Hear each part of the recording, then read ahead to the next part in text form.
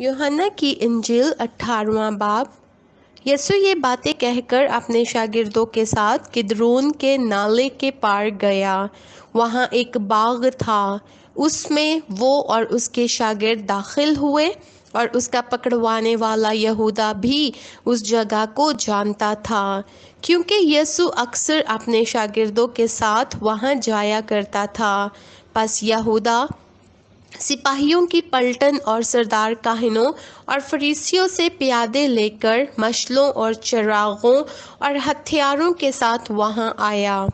यीशु उन सब बातों को जो उसके साथ होने वाली थीं जानकर बाहर निकला और उनसे कहने लगा कि किसे ढूंढते हो।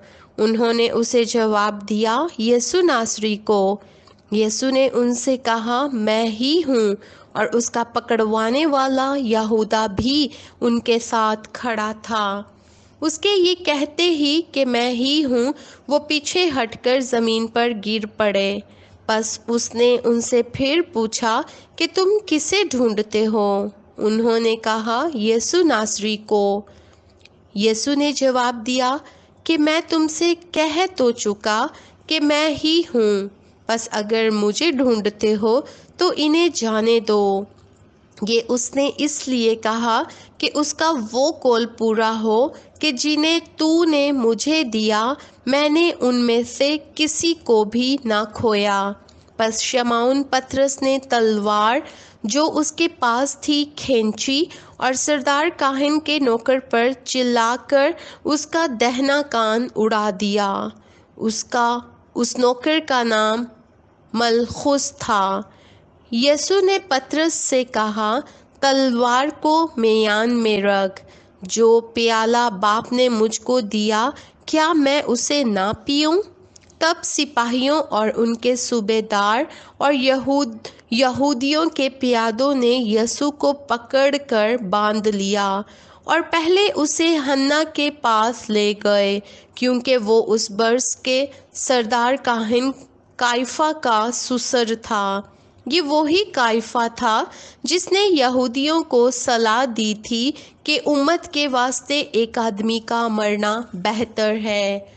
और शमौन पतरस यीशु के पीछे हो लिया और एक और शागिर्द भी। ये शागिर्द सरदार काहिन का जान पहचान था और यीशु के साथ सरदार काहिन के दीवान खाने में गया, लेकिन पतरस दरवाजे पर बाहर खड़ा रहा। बस वो दूसरा शागिर्द जो सरदार काहिन का जान पहचान था बाहर निकला और दरबान औरत से कहकर पतरस को अंदर ले गया। उस लौंडी ने जो दरबान थी पतरस से कहा, क्या तू भी इस शख्स के शागिर्दों में से है? उसने कहा, मैं नहीं हूँ। नौकर और प्यादे जाड़े के सबब से कोयले दहका कर खड़े ताप रहे थे और पतरस भी उनके साथ खड़ा ताप रहा था। फिर सरदार काहिन ने यीशु से उसके शागिर्दों और उसकी तालीम की बाबत पूछा। यीशु ने उसे जवाब दिया कि मैंने दुनिया से इलानिया बातें की हैं। मैंने हमेशा इबादत खानों और हैकल में, जहाँ सब यहूदी जमा होते हैं, तालीम दी और पोशीदा कुछ नहीं कहा। तू मुझसे क्यों पूछता है? सुनने वालों से पूछ कि मैंने उनसे क्या कहा। देख, उनको मालूम है कि मैंने क्या क्या कहा। जब उसने ये कहा तो प्यादों में से एक शख्स ने जो पास खड़ा था यीशु के तमाचा मारकर कहा, तू सरदार काहिन को ऐसा जवाब देता है? यीशु ने उसे जवाब दिया कि अगर मैंने बुरा कहा तो उस बुराई पर गवाही दे, और अगर अच्छा कहा तो मुझे मारता क्यों है? बस हन्ना ने उसे बंधा हुआ सरदार काहिन काइफा के पास भेज दिया।